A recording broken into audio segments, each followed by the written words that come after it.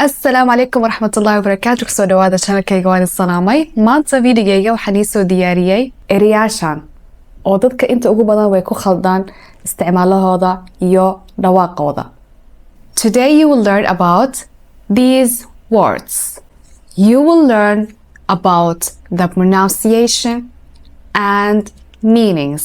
يعني dhawaaqooda iyo micnahooda istafiirin doona. iyo video dhammaadkiisa waxaan iisoo diyaariyay testigaas idinka xilin doontiin haddoo kadib jawaabta istafiirin doona. Though, although, even though. saddexdoodaba hal micno bay leedahay. micnahaas ay yahay micnayaasha waa ka hadli doonaa horta aan dhawaaqa istafiirino. Though. Thanks though. Honestly though, weirdly though, UGH is silent. Laguma dhawaaqo. Though. Common mistake, yani qalad oo markasta la sameeyo ma aha dii though inaad tirahdid. No. With though. Iyo although, even though. Hadda iska fiirino micnahooda. hal micnay leeyihiin. waxay la macno tahay inkastoo si kastaba ha ahaantee. tusaale iska fiirino example. It was raining. I went out though. It was raining. I went out though. يعني inkastoo oo roob da'ayay banaanka waan u baxay. Though jumlada dhammaadkeeda waan ku isticmaali karnaa mise labada jumladood dhexdeeda waan ku isticmaali karnaa. Noura loves playing with cats. Although she is allergic to them. يعني نورا inkastoo bisadaha jeceshahay allergic bay ku qabtaa. Though, although, even though saddexdaba hal micno leedahay. micnahaas ay yahay inkastoo si kastaba ha ahaantee. Example. Although it was cold, we went swimming. inkastoo jawiga qababa waxaan aadnay dabaal. ele macno tahay jumlada. Even though example astafiirino. I love her even though she makes mistakes. inkastoo khaladyaal sameyso aniga ayada waan jeclahay. ele macno tahay jumlada. Even though he tried hard, he failed. inkastoo uu aad u dadaalay hadana uu fashilmay. ele macno tahay jumlada. hadda astafiirino through iyo throughout. through intaasu micno bay leedahay. through iyada oo la marayo mise laga bilaabayo laga dhameynayo camal. example astafiirino si fiican u fahamtiin. I headed through a tunnel right now. Head through. يعني wax oo bilowga leh oo dhammaad leh oo dhexdiisa la marayo. waxaa wuxuu noqon karaa wax oo physical ah oo la taaban karo. wax oo la taaban karin oo noqon kara. I'm going through a lot and he's really going through a lot. So example yaasha istafiirino si fiican u fahamtiin. You can drive through a tunnel. nafaqa dhexdiisa waa wadi karta gaariga wadi karta. ele macno tahay jumlada. A child can go through a tunnel slide. You can look through a window and a person can go through a difficult time. The ball went through the window. I'm halfway through my homework. Throughout. waxay la macno tahay dhammaan jidka iyo meel kasta. Every part, every corner. Example. Asho lost her keys. She looked under the couch. She looked in her bedroom, in the kitchen, everywhere. She couldn't find them. Asha searched for her keys throughout the house. Adam has traveled throughout the world. There are cameras throughout the building. I was nervous throughout the entire interview. interviewga dhan waqtigaas oo dhan stress baan dareemayay. ele macno tahay jumlada. I check my emails throughout the day. يعني maanta oo dhan aniga waxaan fiiriyaa email-yaasheedaan fiiriyaa aan check gareeyaa ilaa mana tahay jumladda. So throughout يعني dhammaan waqtiga, dhammaan wax kasta iyo meel kasta ilaa mana tahay.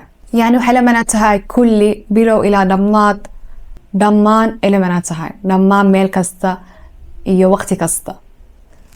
hadda aan suuraddan isla fiirino su-aashaan weydiinayaa.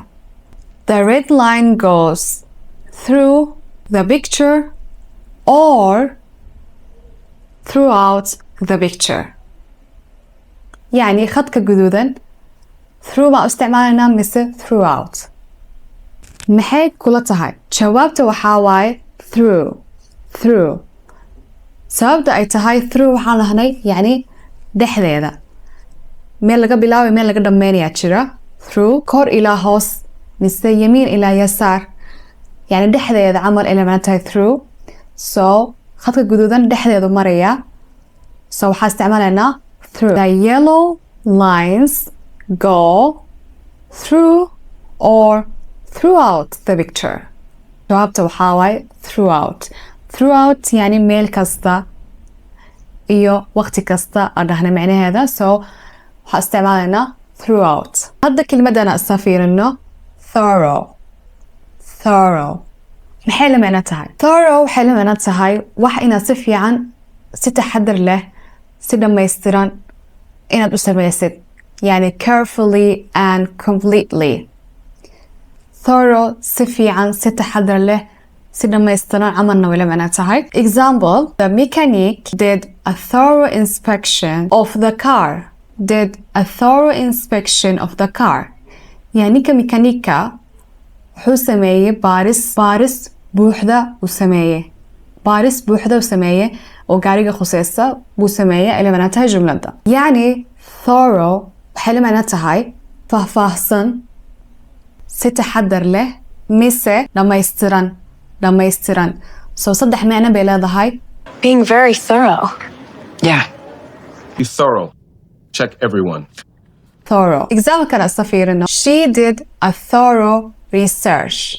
يعني أيضا وحي سميسي بارس بوحدة فهفاهصن عمل إلى معناتها. the room needs a thorough cleaning. يعني قولك حقوبها هي نظافة بوحدة يعني صفي عن لو نظيفية تبدأ ما يسترن لو نظيفية وباهنتهاي قولك إلى معناتها جملة ده. مثل example كان أستفير إنه he gave the report a thorough review. وحور بحنتي سي قوتر دير وآجي يعني صفي عن وآجي ستحضر لي وآجي وربحنتا reportك إلى معناتها جملة ده. he gave the report a thorough review. هذا أستفير إنه إرجع tough يعني أضق مسه حق بدن إيو قلفصن عمل إلى معناتها.